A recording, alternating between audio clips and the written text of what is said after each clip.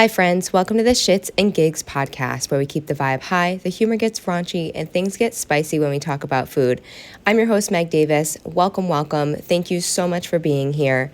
I hope you're here because you like to get weird, you like to learn about some cool shit, and you're committed to living your best life. YOLO!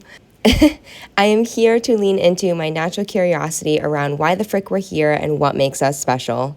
I am honored to witness so much talent and experience with each guest that I have on my channel. Each guest is invited on because of a simple conversation, a simple connection. I just find it so intriguing that we all live the same 24 hours and yet everyone's human experience is completely different. So if you're into thinking bigger and leaning into people's natural passions and gifts, you're in the right place. Yay! So glad you're here. Thanks for tuning in. Hi friends, it's your host Meg Davis. Thank you so much for getting your booty back here for an episode of Bath Bombz. I am so proud of you for giving yourself a hot second the week before Christmas.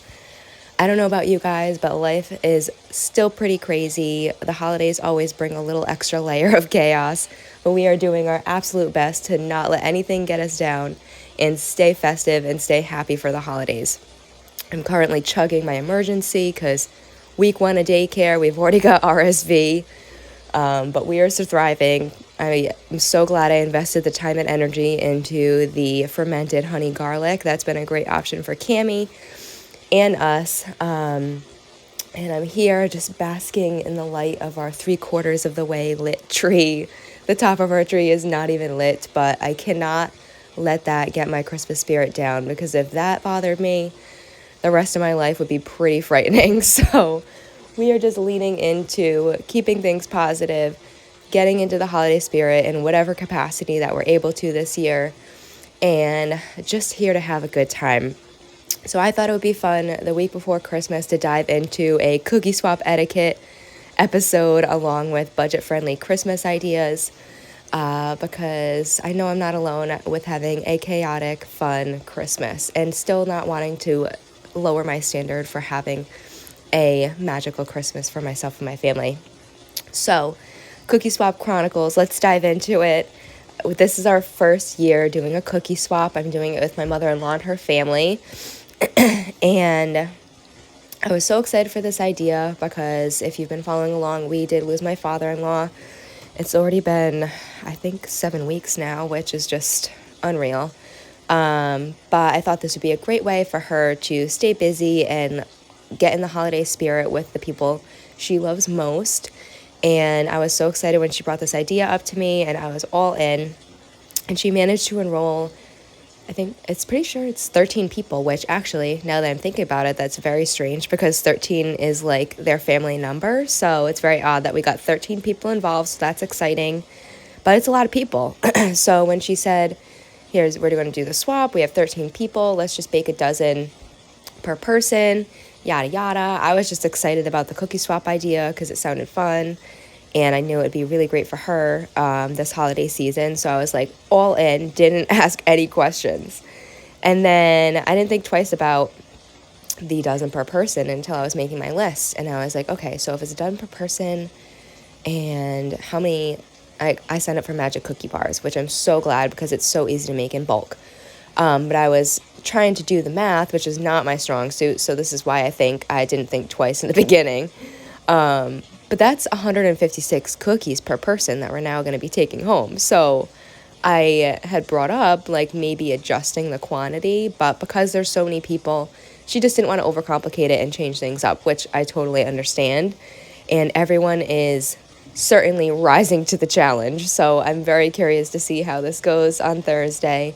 I know it'll be a great time, but my plan of action for having 156 cookies is to just make 2 big platters for both of our works because I can't have all those in the house. I have no self-control when that yummy stuff is around. And they're all like full-blood Italian, so they're going to be amazing cookies. But it got me thinking. I was like, if this is going to be a fun thing that we now do every year potentially, what is cookie swap etiquette? I would love to hear from you guys if you have participated in cookie swaps. But I went to the Google, and I did some research. And in case you're curious about doing a cookie swap also, here is the cookie swap etiquette that I found. So first steps for doing your own cookie swap is you want to send out your invites. Make sure the time, date, and everything is clear, and maybe list any allergies potentially if you have any in your group. So send out your invites for your cookie swap, decide on a date, and make sure it works for everybody. And then number 2, set your cookie quantity. So here is what I was really curious about. And based on AI, the robots know all, right? That's what we're leaning into nowadays. For 5 to 10 people, you want to prepare anywhere from 2.5 to 5 dozen cookies. And then for 10 to 15, about 5 to 7.5 dozen. So essentially anywhere from 6 to a full dozen of cookies per person. I would say probably for a smaller swap, you could do a full dozen per person. However, I feel like regardless, like if you have like 5 to 6 of each cookie, I feel like that's perfect. Just enough to taste it and like go back for seconds. And then when it comes to the cookie swap, first thing you want to do is prepare for the display. So have plenty of table space for people to lay out their cookies and then have the ability to like sample and make their trays. And it does say the host typically provides the large platters, tins, or baskets for the people to arrange their cookies on. I'm not actually quite sure what we're doing, so it's another question I gotta ask. I know we're preparing the 13 platters. So I don't know if we're just gonna like hand them over to everybody, or if we are gonna then take our platters and then make them into larger platters. I don't know. Like I said, it's our first time around. I would love to hear feedback if you've done a cookie swap. Please comment below. Another important thing, it looks like labeling your cookies is big, especially for allergy purposes. Then you sample and swap, and then optional additions to the night can obviously be doing like a little, some drinks and appetizers or things of that nature to make it like a full experience. I also have to ask about that. Not quite sure what we're doing for that, or if we're just doing the cookie swap. And then a bonus, I loved this idea, is to bring a recipe card for your guests. So I'm not going to suggest that because that would be too much to do in a matter of 24 hours. And I know I don't have the capacity for it, so I'm not going to recommend it this year. However, on Thursday, I will bring it up. That maybe next year, whatever cookie you bake, you bring a recipe card for it, because if someone really loves your cookie, it'd be so cool to have that recipe on hand. So that is the cookie swap etiquette that I found. But again, please, I would love to hear from you in the comments about how you've done it in the past and maybe ways you've tweaked your flow for your cookie swaps. I would love to hear from you. But let's quickly move on to bowling on a budget this Christmas. This year has completely humbled us. We have sacrificed so much, but when it comes to Christmas, we definitely wanted to make sure that we didn't lose any of the magic, even if there weren't a lot of items per se under our tree. So ways we've embraced some Christmas spirit is just decorating, for one, has been a big thing. And then Cam is still significantly behind on his speech, so there's only so much that we can communicate to him. His receptive language is good, so he does understand a lot, luckily, but as far as the communication aspect goes, there's only so much we can embrace this year because of his delay. So we did end up breaking out the elf, which the elf is like a one-time investment, and I'm just telling y'all to release yourself of the pressure of doing all the crazy things with the elf. Like, that's just another layer of chaos that some people choose to embrace, and all the power to you, but I didn't have the time or the energy to think about that stuff. So we're just embracing the basic concept of the elf, that if you're a good boy, it moves, and if you're not a good boy, it doesn't move because it doesn't have anything to report. However, Cam is 2, almost 2. So we're moving it every day just to get him excited to look for it. So when he finds his elf cookie, that's when he gets his little advent calendar chocolate, which is another kind of low-cost budget thing. I chose to get a refillable advent calendar. So last year I had bought at Marshall's, of course, or TJ Maxx, one of the two, a refillable advent calendar, so that I'm not investing in an advent calendar every year. It's just one that I can like buy a bag of chocolate or whatever and just put in every door. So that's really fun. And then something else that I've been really loving this year, especially for this age for him, is last year I had asked friends and family to keep an eye out for when Christmas books went on sale at the end of the season. And thanks to my mom and some other, I think maybe my aunt who's a teacher, some other people, I was able to accumulate 25 Christmas books. And then, so my goal was to wrap all the books, and then every day he opens a book, and it's kind of like another advent calendar thing, but it gets him excited about books, it gets him reading different books. He is just literally starting to what day is it? I think we're the 18th right now. 18 days in, he unwrapped his first book. He was totally uninterested for the last 18 days, but he is slowly but surely getting into the tradition. And that, again, is potentially like a one-time investment, 1 year. I highly recommend getting them, obviously, when they're on sale at the end of the season. And then it's something that they get to do every day, and you're not investing money into it. You're just wrapping, which, funny story, I still have 2 books on the table waiting to be wrapped. My mother-in-law was so great. She grabbed half and, wrapped them all in a day. I've had these stack of my books that I was supposed to wrap on the table for weeks. So we're almost there. I have 2 more left. Maybe I'll get to it this morning. Who knows? But that's been really fun. I already mentioned decorating. Just doing what you can for decorations. Work with what you got.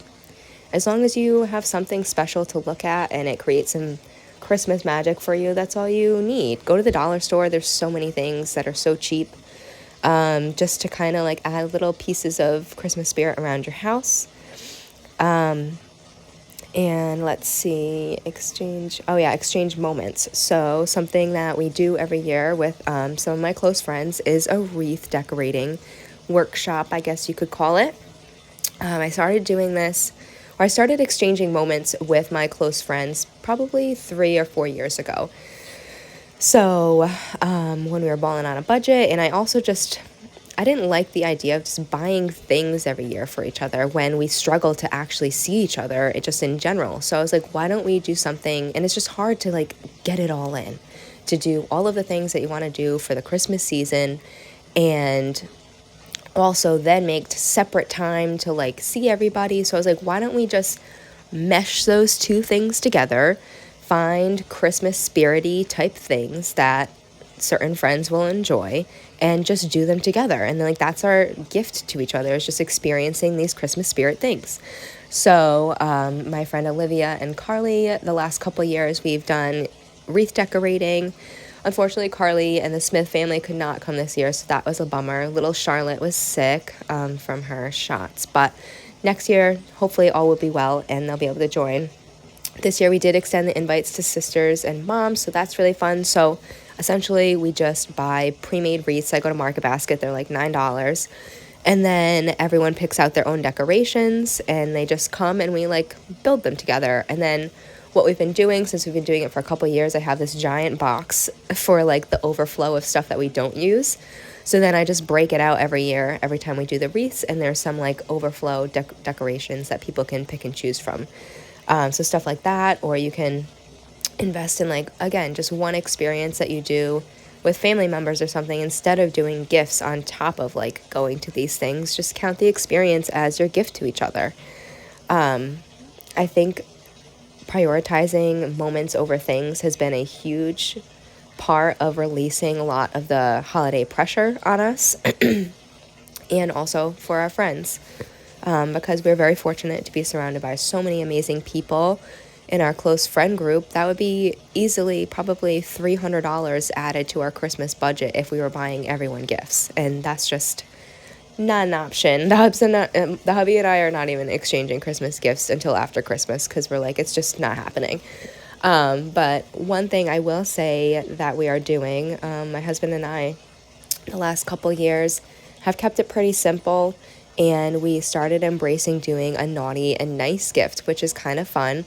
So again, releasing that pressure of quantity, or releasing the pressure of quantity is the right word, quantity of gifts. So not counting gifts is another thing to release some of the holiday pressure. Don't worry about how many gifts are under the tree. Worry about the quality of what you're gifting and whether that person is going to really enjoy that item.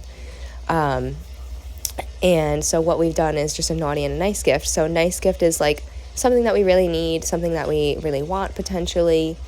And then a naughty gift is just something to like spice things up a little. I'm not going to go into details because I don't know how my husband would feel about that. But yeah, that's been a fun way for us to kind of, again, get in the holiday spirit, but also stay within budget and feel good about what we're gifting too, not just like buying gifts to get gifts.